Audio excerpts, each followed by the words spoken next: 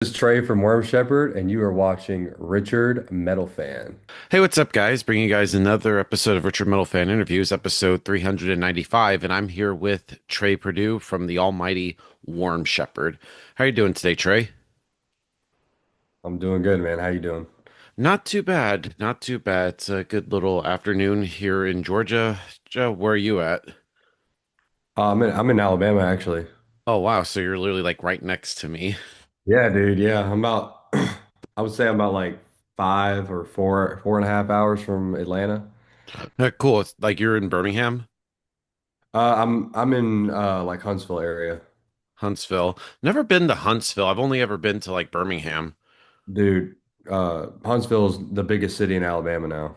Really? So I yeah, always dude. thought Birmingham was since it's like the capital. It was, but Huntsville's grown so much, man. Like when we moved back here, it's just we were like, there's way too much to do now. We're still figuring out stuff to do because of how much new stuff there is. It's crazy. Yeah. But it's great to be able to chat with you, man. So kind of what I want to talk about is like your musical history and sort of do a rundown of your discography, but take me back to young Trey. So growing up, what were the first bands that got you into metal? What made you want to start playing guitar? Well, so when I was growing up, my dad would pick me up for his weekends and stuff like that. That was probably my earliest, I guess, experience with music. I grew up listening to like Kiss, Iron Maiden. Yeah. We'd go over to my uncle's house, hang out when I was a little younger, and he had these like Kissologies.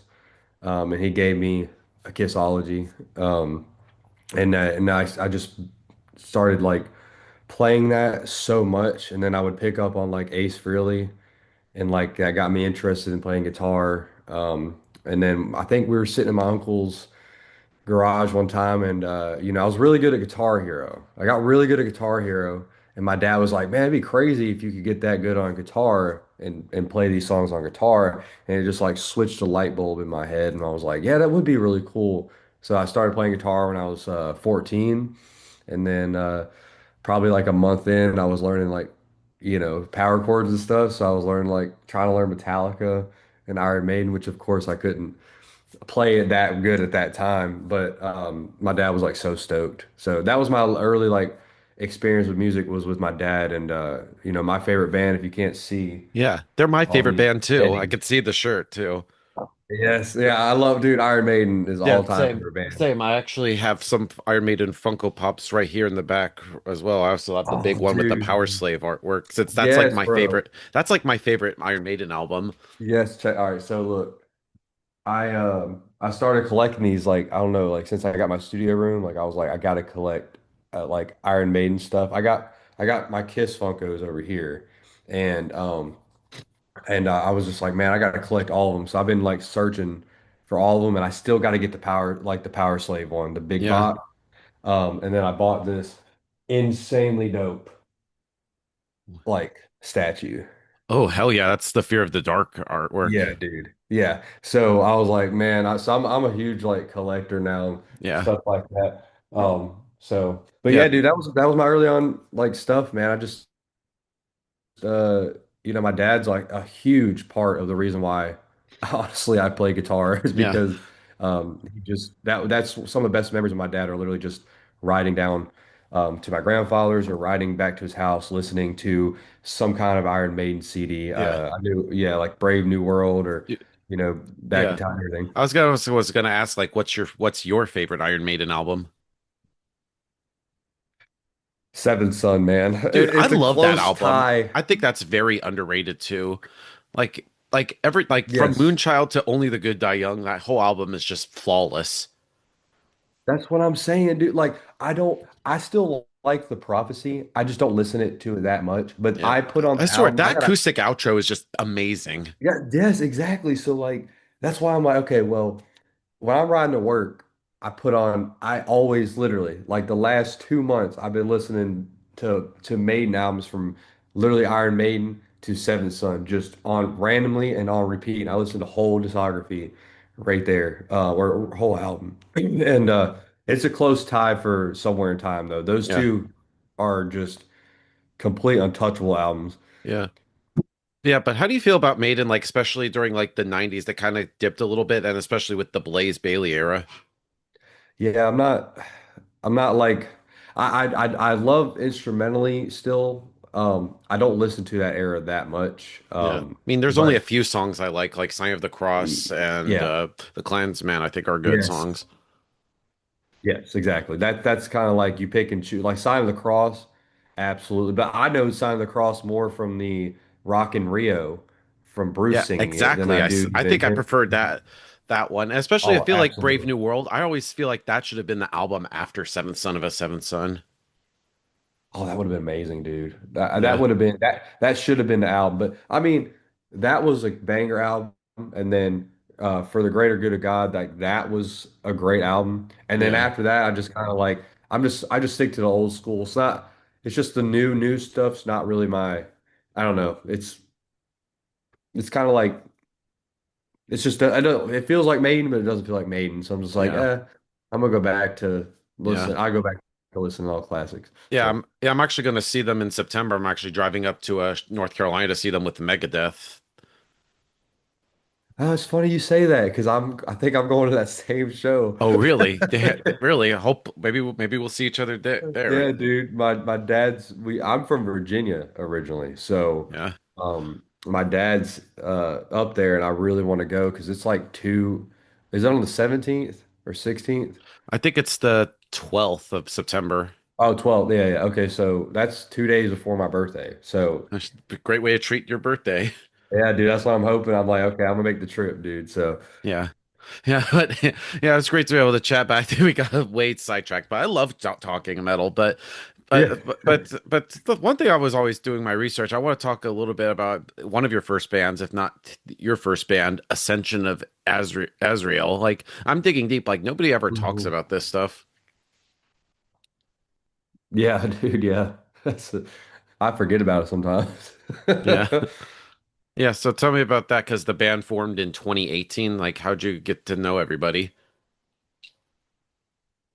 So Xavius, I was affiliated with from the Ogre Packet Slammers, and I got to know them. And then I was moving from California to Alabama, and I said, "Hey, man, like we've been talking about doing music." And at that point, like I didn't have any equipment besides my guitars. And so I was like, "Hey, when I get my equipment, like, do you want to just make some music?" And he was like, "Yeah." So we started that, and then long story short, um, I was coming home from work one night, and he had shared Devin's post about the frozen lake, and when he was Devin Embers, and I was like, okay, I'm gonna check this out. I need something new to listen to, and I was just like blown away. I was like, holy shit, man! So I messaged him. I said, do you think that dude would like want to join our band just for fun? And he was like, I don't know. I can ask. So then that's how I met Devin. Is Devin joined. And then we put out that one song Yeah, for for Bitter, bitter and we actually had we had a whole EP. I had a whole EP written. I had the artwork and everything done, and what ended up happening was Xavius had some stuff with Ogre Packard Summers, so he was doing that on the side, or that was his main band, and then Devin ended up forming Worm Shepherd. Sorry, I just woke up. Devin just ended up forming Worm Shepherd, and he had originally asked me to join like at the start, and at that time I couldn't because with my job at the time, and I had like four other bands I was writing for. I worked 12-hour days, and then I would be writing four different albums, and it was just becoming way too on a much. fucking grind. So yeah. So I did that for a couple months, and then I just left all the projects I was doing and said, "Hey, I want to just focus on one." And I had a feeling about Worm Shepherd, so I was like, "It sounds cool." And I heard some of the demos they had, and I was like, "Yeah, this is definitely like this is exactly what I want to write. This is how I write naturally. Like this is what I want to hear." And at that time, to me, this is just my opinion, there wasn't really a band doing our sound. Like there was similarities, but I never heard a band that sounded like Worm Shepherd. In my opinion, some people might not like it, but it is what it is. In my opinion, I still don't think there's a lot of bands that sound that you can like pinpoint going. oh, they sound that Worm Shepherd sounds like this band or Worm Shepherd sounds like this. It's like I don't think we sound like anybody personally, but I see online a lot that we are predecessors to Lorna Shore. Yeah, I Um, was just about I to don't say even listen to Lorna that. Does that ever Shore. get annoying about the I don't even comparisons? listen to them. I don't even listen to them, dude. Like I really don't. It's nothing against them. Like I think they're all great musicians. But I used to talk to Will back in the day when he was in Awakened Providence.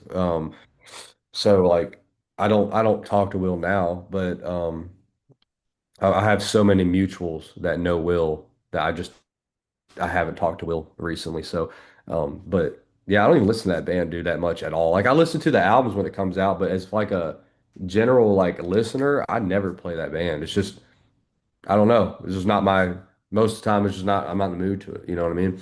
Yeah.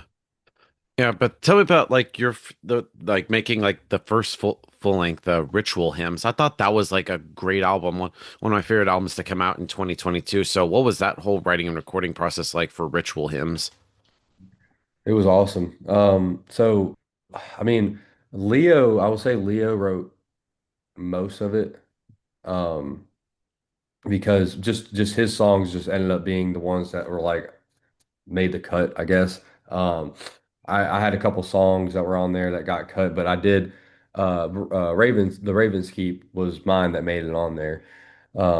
So I was really happy with that. That was actually a song that was made for we were supposed to do a split EP with Distant, and they were going to do more of the deathcore stuff, and we were going to do more of like almost like a black metal sound to kind of balance it out. And that's why it sounds so like behemouthy is because Okay. like I want to do something completely different. But I've noticed a pattern with my writing is that there's always one song on each album that completely stands out from the rest, to where it's maybe not the same style.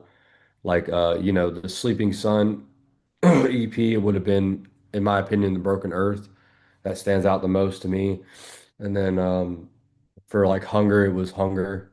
Like nothing on that album sounds like Hunger because it's just pure chaos. And then the new EP would be like, I don't know, probably Whispers, to be honest. So, or The Waltz. We called it The Waltz when it was a demo. Harry wrote it. It was Sanctified Rot. I think that one stands out the most because of the waltzy feel and the changes and stuff like that. But yeah, recording Ritual Hymns was fun, man. We went to Cody Stewart's house and we were there for like a week and we filmed that documentary and we tracked some stuff. Devin tracked all of his vocals there. And what's funny is that no one knows this, I think, but Devin was sick during most of his recording for that whole album. He had like a sinus infection and stuff. Like he was sick, like his throat was sore, everything. So he did that while he was sick, dude, which is Oh crazy. wow. Yeah, bro. So it was crazy. Me and Brandon, when we shot the promo photos for the signing with Unique, when I was up there, I tracked like four songs. I think it was of Sword and Nail, The River of Knives. Um, I may have done Wilted Moon. I can't remember exactly. And then obviously I had my song. So I tracked four songs on that album myself. Um, but it was great, man. That's still one of our most banger albums, I think, in my opinion. It's a classic. Yeah. Yeah. And I love how on Ritual Hymns you had some guest features, like you, of course, working with Brandon from, of course, Ogre Packet Slammers and of course my boy Scott from Carnifex. So what was that like working with them and how did they end up featuring bring on the album? Devin got in contact with Scott.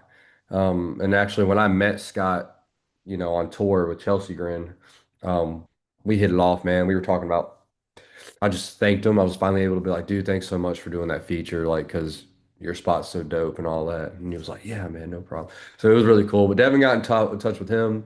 And then as far as Xavius or Brandon, he actually came up and tracked his song in the studio, or his parts in the studio. And that first part of the breakdown in Blood Kingdom, when it's like, you know, just that first breakdown with him in it, like that vocal pattern, he was having trouble. I'm not a vocalist, so I'm not really good at writing vocal patterns or stuff, but he was having a little trouble like finding a pattern that fit the vocal line that was there. And I just heard it in my head, so I told him, "Well, try it like this." and he went through it, and that was the vocal take we made for the album was Wow. yeah, it was pretty cool. So I was like, oh shit, well, that's dope. And then actually, in fun fact for you, um, the weird background noises in the Scott song where right before he comes in and it's like it's like doing all that like background noise and stuff. Sounds like really deep like gargles and voices and stuff like that. Yeah. Well, that was me and Leo saying Brandon in the microphone, super deep voices. That's Oh, all we were doing. like like We were Brandon. yeah, we were literally like in the mic, and so we would say it like Blandon, like that. So we were like Bland. Bland. And so we did it like that. And Cody put all these like voice effects and reverb and drowned it out. And that's what all that like that sound on that song right there is us just saying Blandon. So no one we didn't use any effects, man. We just said that shit. So I always think that's like an amazing story for that time and everything like that. It was a great time. It was one of the greatest times of my life. It really was. Nice. And then kind of going into 2023, you sort of did the Sleeping Sun EP. I like that. That's a great EP. So what Thank you. kind of inspired like the EP? Because I always notice like anytime when bands do like sort of like an EP, I always feel like that's like almost like a movie, like a teaser trailer for what's to come to the next full length. Yeah. Yeah, it was so how that came up was we had our full album written, which was at that time just called Album 3. The artwork for The Sleeping Sun was Album Three's artwork. So we just used that and at that time we did our last tour, which was with Traders, and then Devin was ready to kind of leave at that point, and it was just me and Devin. Everybody had left. Ryan wasn't in the band, and Brandon left before that tour, and then we didn't have a bass player, and then Leo had already left. So after that tour, if you see video, that's why we had Dan from the Breathing Process. At that time, he filled in for bass, and then we had a drummer fill in for that tour, and it was just me and Devin. So he kind of wanted to call it quits, and I was really like, man, that was all right. Well, uh, I guess I'll just try to keep it going, or I might form another band. I don't know. I really didn't want that to happen because I knew how much the fans loved us. And then Devin called me one day at work. He's like, "Hey, man, yeah, I really don't want to. I really don't want to do that. I really want to keep it going. I think we have a good opportunity to um, kind of do what we want to do." And I knew what he meant by that. And what he meant was just that, like, if we want to try new sounds or new things, we can do that now. We don't have to be tied down to, like, not that we were before, but, we had four other opinions that were like, no, we shouldn't do that. Or, yeah, we should do that versus it's just me and him. And me and him have always been on the same wavelength when it comes to, like, how we write and music. Like, he knows exactly how I write and I know exactly how he writes lyrics and stuff. So we just always had that chemistry since the day we met. So we were like, well, yeah, let's do that, man. Let's just trash the third album and write something completely new. And we actually used two songs off the third album. That was The Broken Earth, um, which was originally called As the Watcher Weeps. And then the oh God. Well, I don't know why I always forget. I forget this song because I don't listen to it ever. Because I thought it was just a filler song. It's actually one of the most popular ones. Sorry, I'm gonna have to look up my own music. It's Yeah. kind of crazy. Um, the let's see, Torture Path. That's what it was. Yeah, Yeah. Torture Path was on that album too. Great So song. yeah, but see, I don't think it's that great, dude. That's what's crazy, man. But everybody loves it, man. I thought everybody'd be crazy about the Parting Sea, and that's like the least streamed song on that album. It's kind of crazy.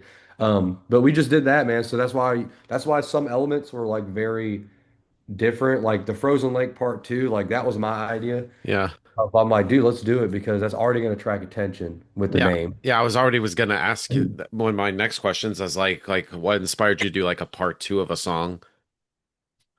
Everybody loves trilogies, dude, or parts to different songs. And at that point, none of us wrote The Frozen Lake. That was that was a predecessor. That was the start of the band. So I was like, why not do a part two and kind of show the ascension of Worm Shepherd, like of the sound, of how much the sound is, I would say refined and changed, and then, but in a good way, and like do a part two of what my take of the Frozen Lake would be. So, and that's what we did. So I kind of like that's why it has a lot more orchestral elements and a lot more like I don't know, just different parts. But I try to keep some parts similar to like that album, that first album type of feel like the wretchedness chords. And that's what that part is. The da-na, da-da-da-da-da-da-da, like the first riff that kicks into the Frozen Lake, really. That was my ritual. I mean, that was my In the Wake of Soul kind of riffage, was bringing back that kind of feel. So I was trying to do some callbacks to that. But yeah, man, I mean, that's how it came apart, is we just kind of like decided like we're not gonna stop making music, and let's put out an EP, because writing a whole album and trying to rush it to just get something out, because at that point we're releasing music every year, which is, if you're a musician, it's kind of difficult. It doesn't sound difficult, but Yeah. if you're trying to write good music, like you don't want to rush. Yeah, you So you can't want to, half-ass anything. yeah. So that's how it came apart, and then and we kind of were just like, yeah, let's try some new stuff, man. Let's try some like Black Tongues type slower feel to see if people like that, and let's try some more like ambient stuff, like the Dying Heavens. Maybe play with that, which is everyone's like Lorna Shore sound. Let's try to do that. Let's do something completely different with the Broken Earth. So I try to make it very versatile, so you're not listening to the same formula, every song. So that's how it happened, and I think it's one of our most successful releases in that Yeah. era, which is just me and Devin. So Yeah. And I know you kind of touched upon a trilogy a little bit. Do you think there will ever be like a Frozen Lake part three, or is that just like after part two, it's like that's enough? I would love to do a Frozen Lake Part 3, but that would have to, I would never do that without Devin. I would never do that without Devin. So that would have to be, if Devin would ever come back, then that's when we would entertain the Frozen Lake Part 3. If not, I'm fine with how Part 2 is, because Part 2 ends. I mean, it sounds like an ending, but having a follow-up to that would be really hard to write, but I could do it. But it would be hard to write something as banger as that. Yeah. And then talking about the latest full length from Worm Shepherd, Hunger, love that album. This was right around the time when I discovered you guys. So tell me about Oh wow. making that. Wow, that's crazy, man. That's awesome. Oh, so that was probably the most um collaborative I've ever written with Devin, with anybody. Because usually how we write is just we write our own songs, we send them. Okay, cool. Yeah, we definitely want to use that. Dope. And that's it. But at that point, it was just me and Devin in the band, still, because after the Sleeping Sun, it was just me and Devin. We had people like write with us, like Alex, which was like he's in like drummer of like I Satan, or he was on tour for a little bit with Oceano, one of the last tours. He's a very young kid. So I was trying to help him get his foot into like the door, because he was a fan. I met him in a North Carolina show. And he was a fan of ours, but he's an insanely good drummer. So I was like, well, I mean, I don't care if he's young, if he can fucking drum good, why not have him on there? So he did some of those for that EP. So, but we ended up using Null for Mental Cruelty. Null did the drums for the Hunger album. So as far as collaborating, like when me and Devin started writing, we said, okay, we're gonna start completely fresh. Like no old songs, no nothing. We're just going to start there. Um, the only old song that was used on that album was The Waters of Lethe, and it wasn't that old. It just was never used. And it felt like a Broken Earth Part 2 song. So that's why when I wrote it, I went back and redid all the orchestra because it was pretty bare. And that part with the chugs after like the metalcore style riff, there's two different counter melodies in there. So there's the main Waters of Lethe, which is descending, and then there's the Broken Earth melody is going in that. And that's going on at the same time. So I put a Broken Earth callback in that. So it kind of felt like a part two to that. Um, but we wrote that completely fresh. And then, of course, The Anguish Throne was the first song I wrote for that album. And that set the tone for the album. That's why I told Devin, I was like, whatever we write first is what the whole album tone wise needs to be, right?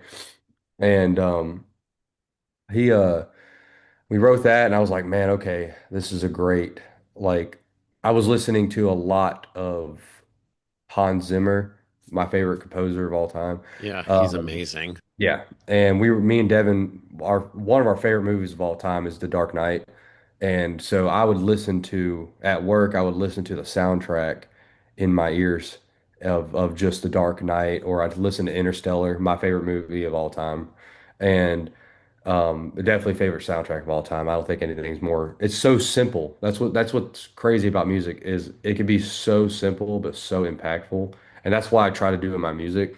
And so I said, okay, well, I want to write the album like this. We both were like, if you took away all the instruments and just listened to an orchestra, what would it sound like? And we were like, it has to sound like a movie soundtrack. So that is the whole vibe that we went for the whole album. Writing that was that. So after that, except Hunger. Hunger actually was a complete accident. I wrote that initial riff and I sent it to Devin. I said, hey, man, what if we just had a song that was like 2 or 3 minutes long? It was just pure chaos to just throw everything off. And then, and that's how Hunger came across, how it came along. And then eventually it ended up being, I call it a division album. So if you listen to it from start to finish, half the album up to song 6 is kind of more like deathcore and black and deathcore, more of that style. And then when you get to 6 into Illuminate Oblivion, and the rest of the album is more toned down and more kind of like on the emotional side. And we did that on purpose because we wanted a good division. Fun fact, the song 6 is actually about, I don't know if you're a wrestling fan, but Yeah, come on, Stone Cold, The Rock, Undertaker. Like the okay. Attitude Era is Yeah. like perfect. Yeah. And I know a lot of people shit on Yeah. it, saying it's So, like staged or something, but you can't fake being yeah. landed on 500 pounds of man ass. Come on. Yeah, that would hurt. That song 6 was actually written for Bray Wyatt, which was it's a tribute for Bray Wyatt after he passed away. And I took his promo from SmackDown when he first came back and did that promo.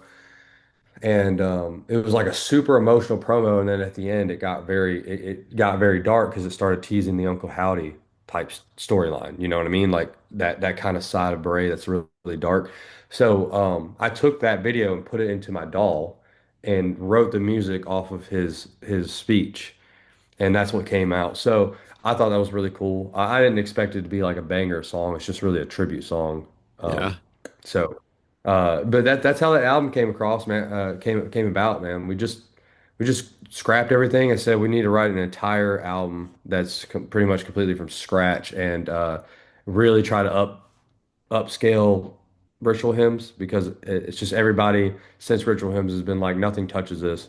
So that was my best attempt at me trying to do better or match what Ritual Hymns energy was, but still make it different to where it's new. It wasn't just copy and paste Ritual Hymns material, you know? Yeah, definitely. Like talking about He Who Breathes the Fire to Six to even the last song at the end of the war, Silentium. I feel like every song feels a vibe, but it doesn't like kill the momentum. It's just like a good flow all throughout because like you mentioned, half first to half is just really heavy as fuck, and then it's more chill the second half. So you pretty much have like that good balance. Yep. That's what I was going for. Yeah. And then now we got some new Warm Shepherd music. We have the new EP, Dawn of the Iconoclast, which came out last month. So, how was the whole writing and recording process like for the new EP? Oh man, it was awesome. I mean, dude, Harry killed his songs, man. I always like not compete, but like, man, Harry makes me a bit better musician, man, because I love his writing so much. I'm like, why can't I write like that? And he's like, bro, you write he's like, "Oh, bro, you write better than that." I'm like, "No." So he matches me. Like we introduced him to the band with Hunger. So he was on because I was touring with Of Sulfur at that time. So I Yeah, didn't actually have. saw them last week.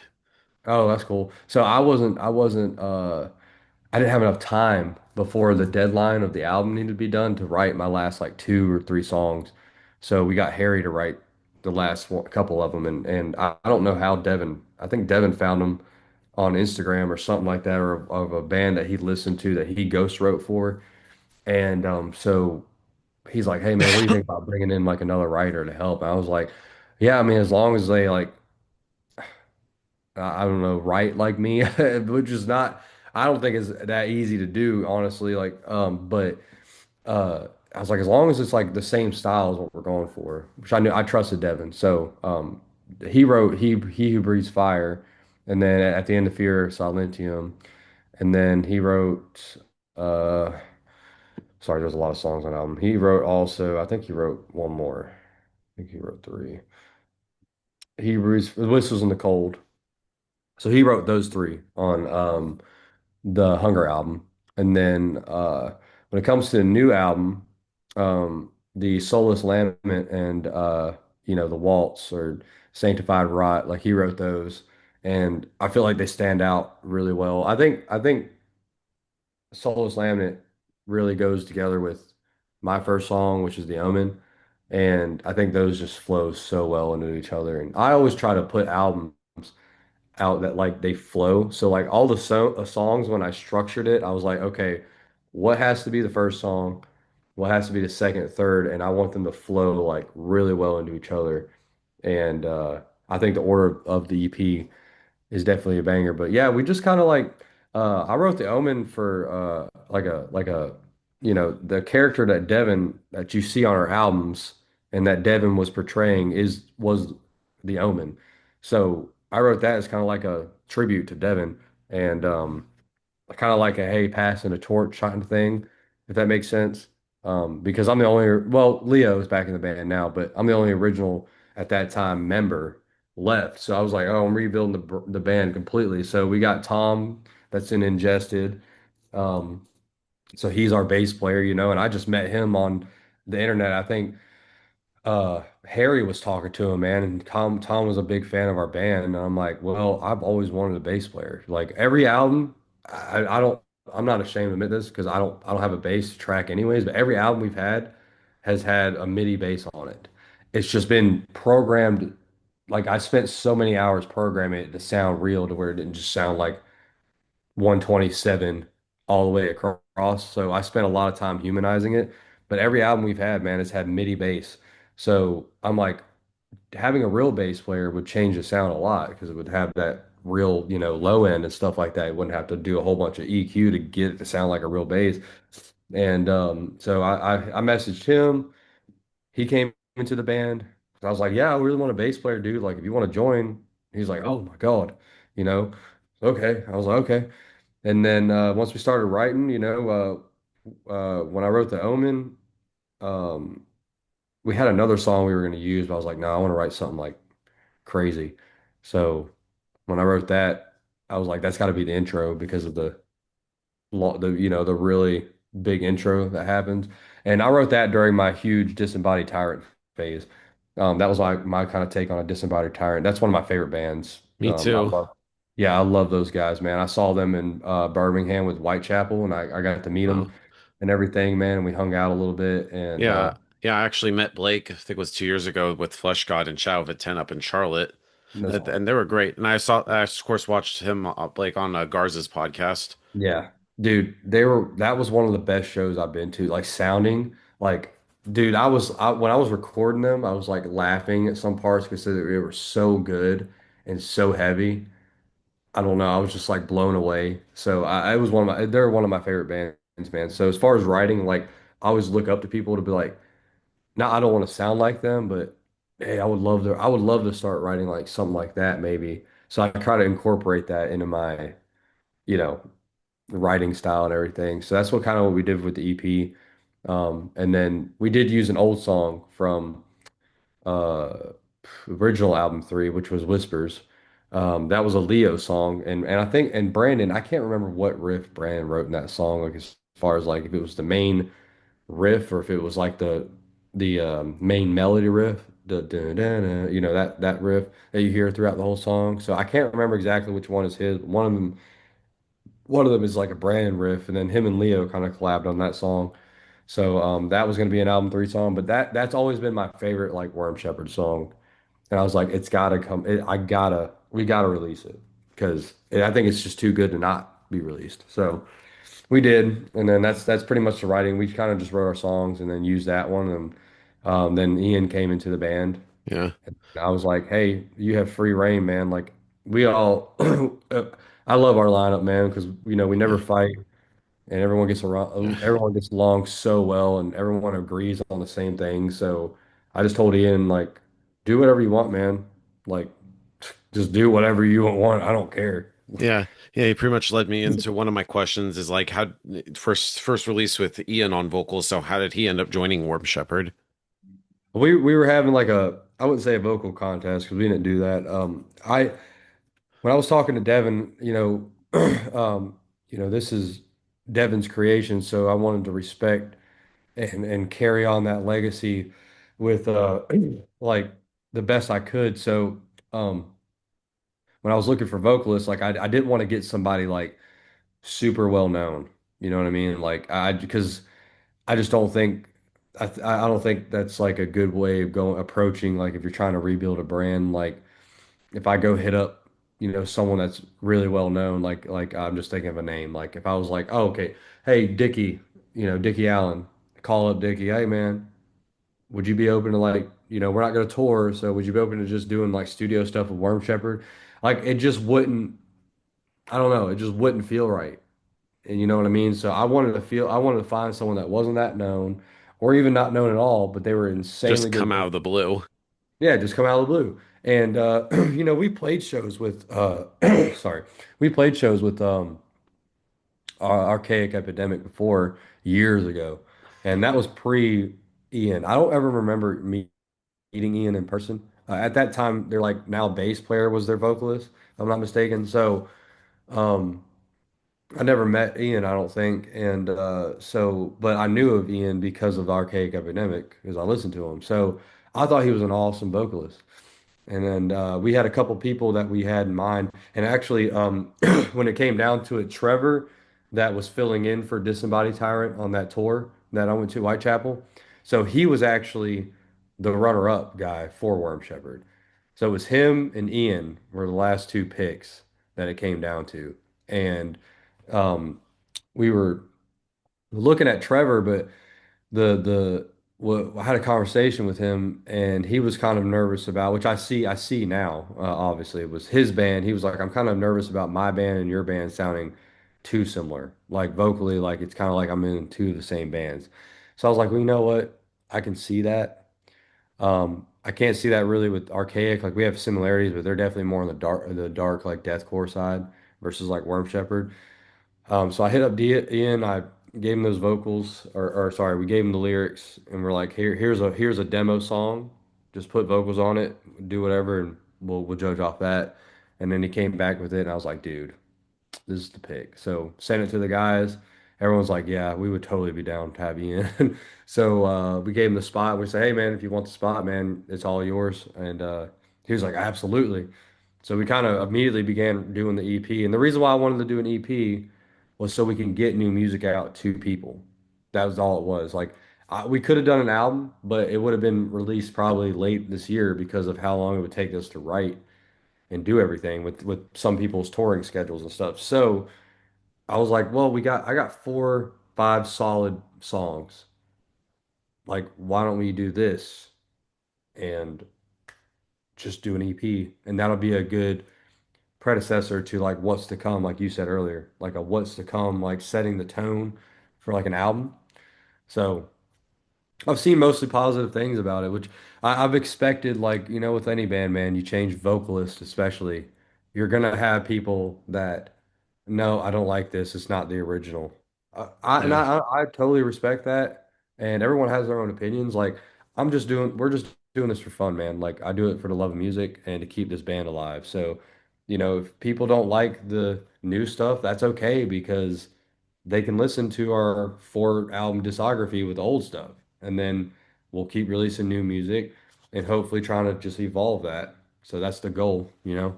Yeah. Yeah, yeah. And how's like the overall like feedback and reception been for Dawn of the Iconoclast class? Were you like pleased with all the feedback, especially with now Ian taking the lead vocals? Yeah, yeah. I think it's been honestly from what I've seen, just reading some stuff online and stuff like it's been pretty mostly positive. Like I said, there is of course fans that are like, nah, I don't like it or it feels too like I've seen I've seen generic out there.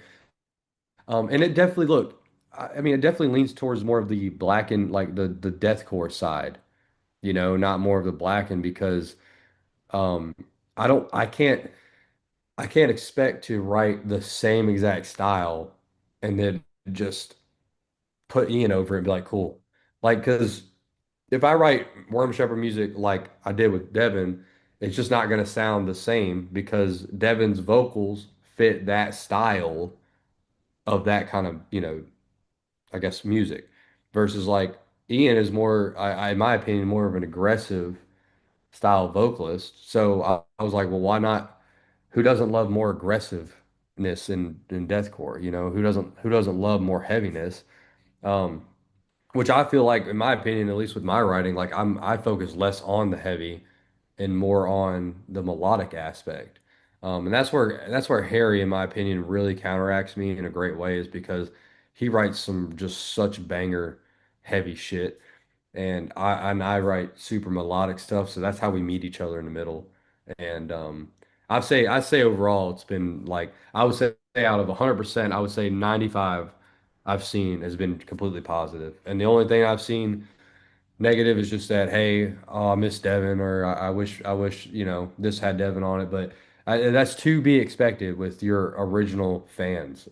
So I'm never mad at reading that, and I'm never upset because everyone has their own opinions and they're entitled to Yeah. that. So you know what I Yeah. mean? Yeah, exactly. Because anytime when a band changes vocalists, there's always that thing of what work or won't work. Because like for example with Iron Maiden, because after Paul Di'Anno no left the band after Killers, and then they got Bruce Dickinson, people were worried like how are they gonna sound? But then they put out Number of the Beast, and it ended up being like one of the best metal albums of all time. Yeah, you just release banger after banger after banger after banger of an album, and now it's like you say Iron Maiden, you don't picture anybody but Bruce Dickinson. You can't, right? So that's same thing with Infinite Annihilator. You had Dan Watson, and I mean Infinite Annihilator was put on the map with Dan with that whole era, and then you change it to Dickie, and Dickie is a great vocalist, but you're like, oh my God, how is it gonna? And then they released Soil is Stillborn and then the whole Egg album. And you're like, what? Dude, Egg album is one of my favorite albums of all time. I'm like, what the fuck am I listening to? Yeah. Like, now look at them. You hear Infinite Annihilator, I think of the Egg album. I think of Dickie. I don't think of Dan. So I think it can go both ways. So, you know, Yeah. Yeah. And of course, talking about the lineup, because I know the band's pretty much based in the US, but I know like Harry and Tom are in the UK. So with having like different bands, like yeah. the rest of y'all like spread out, like how does that affect sort of like the dynamic and chemistry within Warm Shepherd? Yeah, I mean, I think for not touring and stuff, it's really easy. The only thing that's difficult sometimes is like the time zone difference is like if I message them like evening my time, it's already pretty late their time, so I might not get a response until the next morning, which is fine. Ian is actually from where I'm from, not in like he's just from Virginia, not where I lived, but we were probably a good 4 hours from each other. So that was pretty cool. But I mean, as far as like working together, it's so easy, man. It's easy to like we just send songs. Me and Harry just send songs back and forth to the group of stuff we write, and that's it. You know what I mean? Like it's very easy to work with everybody, communicate, and get stuff done. Just gotta wait for Ian to get to the studio, do some vocals, and then I hit up Nico and we get it done. That's it. Yeah. Yeah, especially because you also do a lot of production and stuff.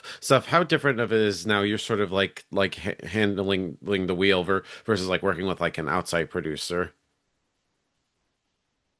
I mean, I've always, you know, uh, I've always wanted to be a part of the producing and stuff because, I'm sure a lot of musicians can relate to this, but, when you have a certain sound in your head, you're the only one that knows how to explain how that sounds. I don't know how to word it better than that, but and I found especially with this last album, um, I think the last album's mix and overall sound is like that's the first time I've actually listened to our music and been like, this feels like our sound. Like this right here feels like Worm Shepherd. And musically and especially production wise, I don't think, and this is my opinion, I don't think another mix hits as hard as Dawn of the Iconoclast for Worm Shepherd. You know what I mean? Like all the mixes are great in their own aspect. I do. I'm like for what we were going for and stuff, they all have their own thing going for them. Like Hunger's mix sounds great for Hunger. But man, if you mixed Hunger with the Dawn of Iconoclast mix, oh my God, it would sound so massive, like even more massive than it does, in my opinion. So Nico really killed the mix, man. And he's an amazing producer and mix and master, man. And usually like I mean he does a lot of the producing, but we'll get on like a call and go through like, hey, I want, like that's when I guess I come in producing is just like, no, make this sound like this, and then with this EP, I just told him like, I'm kind of going for this mix, just do your thing. And then that's what he came back with. And I was like, oh my God. And he was like, yeah, this is one of the best mixes I've ever done. I was like, yeah, it's pretty good. In my opinion. I mean, I've seen mixed things online, but everybody, I mean, you could have an Iron Maiden level mix and people still be like, this mix sucks. So it is what it is, Yeah. Yeah. Yeah. And talking about playing live, because I know Warm Shepherd's primarily a studio band. Is there ever a chance like Warm Shepherd will play live, or is it just going to be just studio only?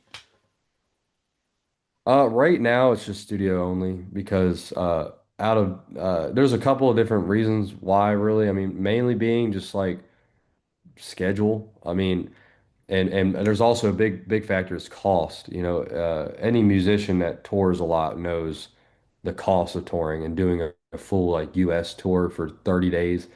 It's a lot of money. So, and we don't have as a band, we don't have money because well, of course we're on a label and a label gets a good portion of the money before you do. So as far as having a band fund, like there's just nothing there, no van, all that kind of stuff, no rack. So it makes it a lot harder when that happens. And then you add like two of the members are overseas. One member, Leo, is in a full-time touring band already.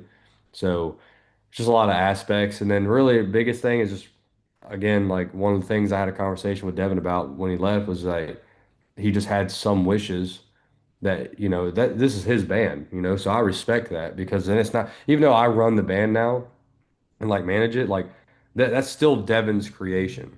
You know what I mean? So it wouldn't be a thing without Devin forming the band. So out of respect for him, I kept him in the loop about that. And he's like, I don't know, man, seeing like the band touring without me would be just really like weird and I agree, but it's just but if you put that like besides the fact like because we could tour maybe down the road and it's still I'm not gonna rule it out ever no what I mean Yeah. or play a show or something like that. I'm not gonna rule it out completely. It's like nah, never. But I personally am at this point in my life where I've done the whole touring thing and I've toured with bigger bands and I love it and I do miss it, but I'm at that point in my life where I'm like I'm starting to think about having a family and I like being home with my wife for a congruent amount of time.